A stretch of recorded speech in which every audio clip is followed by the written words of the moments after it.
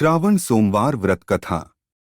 सोमवार का दिन शंकर भगवान को समर्पित होता है। आज के दिन भक्त भोलेनाथ को प्रसन्न करने के लिए विशेष पूजा अर्चना करते हैं। कुछ लोग आज के दिन व्रत भी रखते ताकि शिव की विशेष कृपा प्राप्त की जा सके। बाबा भोलेनाथ के आशीर्वाद के लिए आप भी सोमवार का व्रत कर रहे हैं तो शिव व्रत कथा को पढ़कर या सुनकर इस उपवास को पूरा करें। सावन सोमवार व्रत कथा इस प्रकार है। एक समय की बात है, किसी नगर में एक साहूकार रहता था।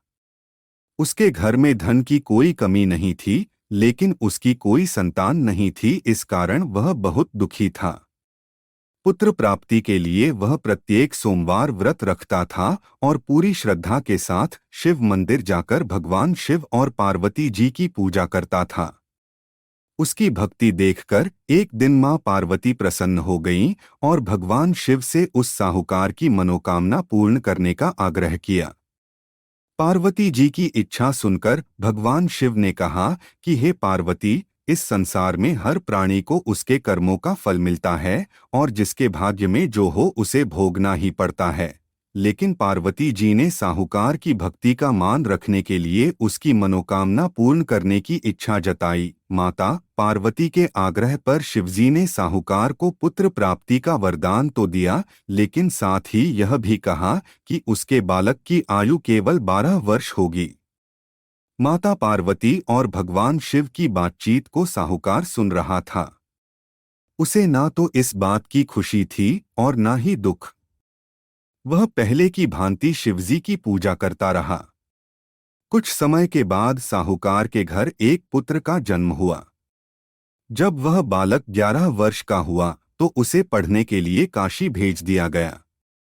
साहूकार ने पुत्र के मामा को बुलाकर उसे बहुत सारा धन दिया और कहा कि तुम इस बालक को काशी विद्या प्राप्ति के लिए ले जाओ और मार्ग में यज्ञ कराना। जहां भी यज्ञ कराओ वहां ब्राह्मणों को भोजन कराते और दक्षिणा देते हुए जाना।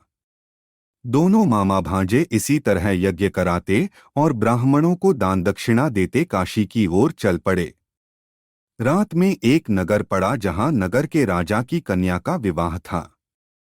लेकिन जिस राजकुमार से उसका विवाह होने वाला था वह एक आंख से काना था। राजकुमार के पिता ने अपने पुत्र के काना होने की बात को छुपाने के लिए एक चाल सोची। साहूकार के पुत्र को देखकर उसके मन में एक विचार आया।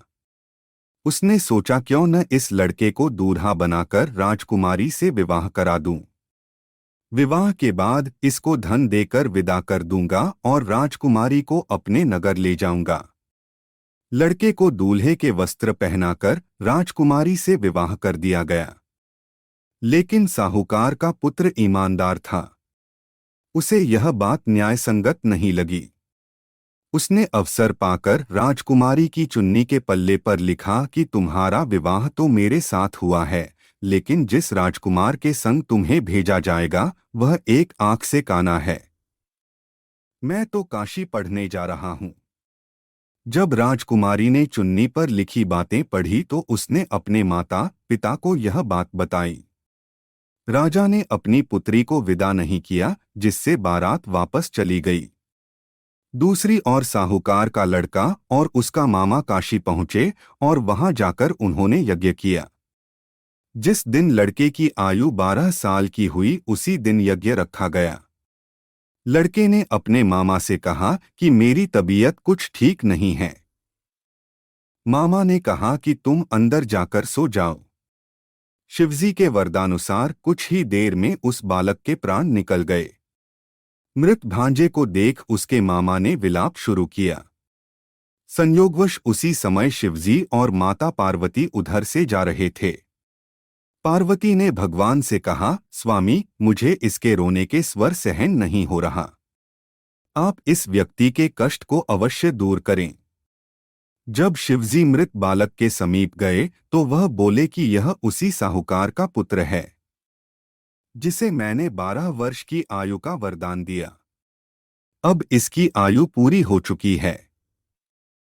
लेकिन मातृभाव से विभोर माता पार्वती ने कहा कि हे महादेव, आप इस बालक को और आयु देने की कृपा करें, अन्यथा इसके वियोग में इसके माता पिता भी तड़प तड़प कर मर जाएंगे।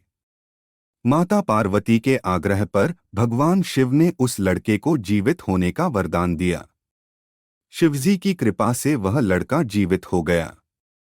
शिक्षा समाप्त करके लड़का मामा के साथ अपने नगर की ओर चल दिया। दोनों चलते हुए उसी नगर में पहुंचे जहां उसका विवाह हुआ था। उस नगर में भी उन्होंने यज्ञ का आयोजन किया। उस लड़के के ससुर ने उसे पहचान लिया और महल में ले जाकर उसकी खातिरदारी की और अपनी पुत्री को विदा किया। इधर साहूकार और उसकी पत्नी भूखे प्यासे रहकर बेटे की प्रतीक्षा कर रहे थे। उन्होंने प्रण कर रखा था कि यदि उन्हें अपने बेटे की मृत्यु का समाचार मिला तो वह भी प्राण त्याग देंगे, परंतु अपने बेटे के जीवित होने का समाचार पाकर वह बेहद प्रसन्न हुए। उसी रात भगवान शिव ने व्यापारी के स्वप्न में आकर कहा, हे श्रेष्ठी, मैंने तेरे सोमवार के व्रत करने और व्रत कथा सुनने से प्रसन्न होकर तेरे पुत्र को लंबी आयु प्रदान की है। इसी प्रकार जो कोई सोमवार व्रत करता है या कथा सुनता और पढ़ता है, उसके सभी दुख दूर होते हैं और समस्त मनोकामनाएं पूर्ण होती हैं। श्रावण सोमवार व्रत महत्व। सावन का महीना शिव जी का प्रिय महीना होता है। सोमवार का स्वामी भगवान शिव को माना जाता है। पूरे वर्ष में सोमवार को शिव भक्ति के लिए उत्तम माना जाता है। आथ शिव प्रिय होने के कारण श्रावण के सोमवार का महत्व अधिक बढ़ जाता है। श्रावण में 5 अथवा 4 सोमवार आते हैं जिनमें एकना अथवा पूर्ण व्रत रखा जाता है। शिव जी की पूजा का समय प्रदोष काल में होती है। सावन का महीना भगवान शिव को विशेष रूप से प्रिय होता है। मान्यता है कि सावन के महीने में ही देवी पार्वती ने भगवान शिव को पति के रूप में पाने के लिए कठोर तपस्या की थी। इसी कारण से सावन का महीना भगवान शिव का माना जाता है। सावन के महीने में आने वाले सोमवार का भी खास महत्व होता है। सोमवार का दिन भगवान शिव की पूजा आराधना को समर्पित होता है। सावन सोमवार पर विवाहित महिलाएं अपने पति की लंबी आयु, सुख समृद्धि और संपन्नता के लिए उपवास रखती हैं। विवाह योग्य कन्याएं यदि श्रावण माह में सोमवार का व्रत रखकर मां पार्वती और भोले शंकर की उपासना करती हैं तो उनके मनवांछित वर की प्राप्ति होती है। संध्या काल में पूजा के बाद भोजन ग्रहण किया जाता है। सावन के महीने में जो भक्त सोमवार का व्रत रखकर भगवान शिव का विधि विधान से पूजा और जलाभिषेक करते हैं, उन पर भगवान भोले प्रसन्न होते हैं और उनकी हर मनोकामना पूर्ण होती है। श्रावण सोमवार व्रत पूजन विधि। शिव पूजा में अभिषेक का विशेष महत्व है, जिसे रुद्राभिषेक कहा जाता है। प्रतिदिन रुद्राभिषेक करने का नियम पालन किया जाता है। रुद्राभिषेक करने की विधि इस प्रकार है। सावन सोमवार पर भगवान शिव की आराधना विशेष रूप से की जाती है। इस दिन सुबह से ही शिव मंदिरों में भारी भीड़ होती है। जलाभिषेक के लिए लंबी लंबी लाइनें लगती है। सर्वप्रथम प्रातः स्नान आदि से मुक्त होकर स्वच्छ वस्त्र धारण करें। फिर इसके बाद घर पर बने मंदिर में रखी भगवान शिव की प्रतिमा के सामने हाथ जोड़कर व्रत का संकल्प लें। इसके बाद अपने घर के समीप स्थित किसी शिव मंदिर में जाएं। सर्वप्रथम शिवलिंग को जल से स्नान कराएं, तत्पश्चात क्रमशः दूध, दही, शहद, शुद्ध घी, शक्कर, इन 5 अमृत जिन्हें मिलाकर पंचामृत कहा जाता है, के द्वारा शिवलिंग को स्नान कराएं।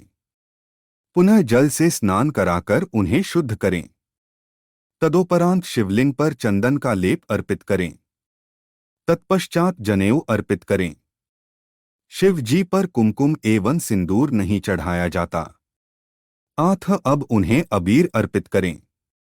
अब शिवलिंग पर बेलपत्र, अकाव के पुष्प, धतूरे का पुष्प एवं फल अर्पित करें। शिव जी के पूजन में शमी पत्र का विशेष महत्व होता है। धतूरे एवं बेल पत्र से भी शिव जी को प्रसन्न किया जाता है। शमी के पत्र को स्वर्ण के तुल्य माना जाता है। इस संपूर्ण पूजन के दौरान मानसिक रूप से किसी शिव मंत्र अथवा ओम नमः शिवाय मंत्र का जाप करते रहें। इसके पश्चात माता गौरी का पूजन किया जाता है। अंत में आरती के साथ पूजन का समापन करें। सावन सोमवार पूजा के कुछ मंत्र। 1 ओम त्र्यंबकम यजामहे सुगंधिं पुष्टिवर्धनम् उर्वारुकमिव बंधनान् मृत्योर्मुक्षीयमामृतात्। 2 ओम नमः शिवाय। 3 नमो नीलकंठाय। 4 ओम पार्वतीप्ते नमः। 5 ओम हरिं हरौ नमः शिवाय। 6 ओम नमो भगवते दक्षिणामूर्तये मह्यं मेधा प्रयच्छ स्वाहा। 7 ऊर्ध्व भू फट। 8 एक शम मन ओन। 9 प्रो हरीठ है। शिव चालीसा। दोहा। जय गणेश गिरिजा सुवन मंगल मूल सुजान। केहत अयोध्यादास तुम देहु अभय वरदान। चौपाई। जय गिरिजापति दीन दयाला। सदा करत संतन प्रतिपाला। भाल चंद्रमा सोहत नीके। कानन कुंडल नागफनी के। अंग गौर शिर गंग बहाए। मुंडमाल तन क्षार लगाए। वस्त्र खाल बाघंबर सोहे। छवि को देखी नाग मन मोहे। मैना मातू की हवे दुलारी। बाम अंग सोहत छवि न्यारी। कर त्रिशूल सोहत छवि भारी। करत सदा शत्रुन क्षयकारी। नंदी गणेश सोहे तेहे कैसे। सागर मध्य कमल हैं जैसे। कार्तिक श्याम और गणराव। या छवि को कही जात नकाऊं। देवन जब ही जाए पुकारा। तब ही दुख प्रभु आप निवारा। किया उपद्रव तारक भारी। देवन सब मिली तुम ही जुहारी। तुरत षडानन आप पठायो। लवनिमेष मेहे मारी गिरायो। आप जलंधर असुर संहारा। सुयश तुम्हार विदित संसारा। त्रिपुरासुर सन युद्ध मचाई। सभी कृपा कर लीन बचाई। किया तपिंग भागीरथ भारी। पुरब प्रतिज्ञा तासु पुरारी। दानिन मेहे तुम सम को नाही। सेवक स्तुति करत सदाही। वेद माही महिमा तुम गाई। अकथ अनादि भेद नहीं पाई। प्रकटी उद्धि मंथन में ज्वाला। जरत सुरासुर भय विहाला। कीन्ही दया तेहे करी सहाई। नीलकंठ तब नाम कहाई। पूजन रामचंद्र जब कीन्हा। जीत के लंक विभीषण दीन्हा। सहस कमल में हो रहे धारी। कीन्ह परीक्षा तबहि पुरारी। एक कमल प्रभु राखे उजोई। कमल नयन पूजन चेहे सोई। कठिन भक्ति देखी प्रभु शंकर। भय प्रसन्न दिए इच्छित वर। जय जय जय अनंत अविनाशी। करत कृपा सबके घटवासी। दुष्ट सकल नित मोहि सतावै। भ्रमत रहो मोहि चैन न आवे। त्राहि त्राहि मैं नाथ पुकारो। ये ही अवसर मोहि आन उबारो। लै त्रिशूल शत्रुन को मारो। संकट ते मोहि आन उबारो। मात पिता भ्राता सब होई। संकट में पूछत नहीं कोई। स्वामी एक है आस तुम्हारी। आय हरहु मम संकट भारी। धन निर्धन को देत सदाही। जो कोई जांचे सो फल पाही। अस्तुति के ही विधि करें तुम्हारी। शंभु नाथ अब चूक हमारी। शंकर हो संकट के नाशन। मंगल कारण विघ्न विनाशन। योगी यति मुनि ध्यान लगावें। शारद नारद शीश नवावें। नमो नमो जय नमः शिवाय। सुर ब्रह्मादिक पार न पाए। जो यह पाठ करे मन लाई। तापर होत है शंभु सहाय। निया जो कोई हो अधिकारी। पाठ करे सो पावन हारी। पुत्र होनकर इच्छा जोई। निश्चय शिव प्रसाद तेही होई। पंडित त्रयोदशी को लावे। ध्यान पूर्वक होम करावे। त्रयोदशी व्रत करे हमेशा। ताके तन नहीं रहे कलेशा। धूप दीप नैवेद्य चढ़ावे। शंकर सम्मुख पाठ सुनावे। जन्म जन्म के पाप नसावे। अंत धाम शिवपुर में पावे। कहें अयोध्यादास आस तुम्हारी, जानी सकल दुहक हरहु हमारी। दोहा। नित्य नेम उठी प्रातः ही, पाठ करो चालीसा। तुम मेरी मनोकामना पूर्ण करो जगदीश।